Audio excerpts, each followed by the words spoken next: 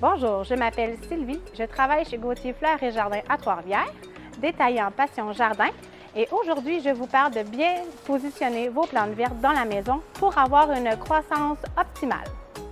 Choisir ses plantes selon ses goûts en décoration intérieure, ce n'est pas toujours une bonne idée. Pourquoi? Parce que les plantes ont leurs propres besoins en lumière.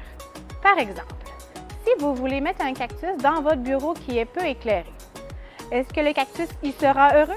Certainement pas, car votre cactus aime beaucoup la lumière et la chaleur. Non seulement il ne poussera pas, mais il va probablement pourrir. Choisissez davantage une plante qui a besoin de peu de lumière. Tout d'abord, avant d'adopter une nouvelle plante, il faut analyser le coin où vous voulez la mettre. Si vous n'avez pas assez de lumière pour lire en plein jour, c'est que vous n'avez pas assez de lumière pour une plante. Il faut alors à ce moment choisir un autre élément de décoration. Pour les pièces dont les fenêtres sont orientées vers le nord, ce qui veut dire que le soleil ne rentre jamais directement par la fenêtre, il y a des plantes qui peuvent s'y plaire, à condition de les mettre à moins de 6 pieds ou 2 mètres de la fenêtre pour être certaine qu'elles aient une bonne croissance. Nous avons d'abord le Dracena, la Glaonema. Attention, il est toxique. Le Zamioculca et l'Essencevière. Il est cependant très important de bien laisser sécher la terre entre les arrosages.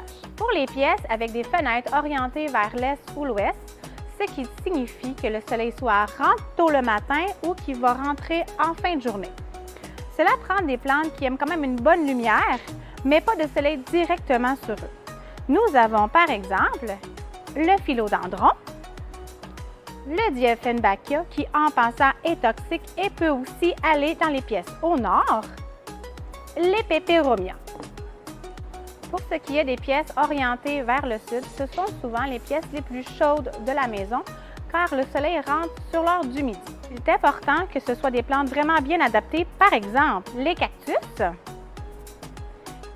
les sénéciaux, les crassulas, les écheveria et toute autre plante grasse. Un facteur important à considérer, c'est de mettre les plantes loin des sources de chaleur, surtout l'automne et l'hiver quand le chauffage est allumé. Les plantes avec des feuillages plus délicats comme les fougères vont avoir tendance à sécher très rapidement. Tandis que les plantes avec les feuillages plus épais, par exemple comme le Zamioculca, ils vont tolérer davantage les environnements plus secs. Si vous remarquez que vos plantes ont tendance à se pencher vers la fenêtre pour chercher plus de lumière, à votre arrosage, simplement les tourner la moitié d'un tour, ainsi comme ça, pour qu'elles puissent se redresser d'elles-mêmes vers la fenêtre.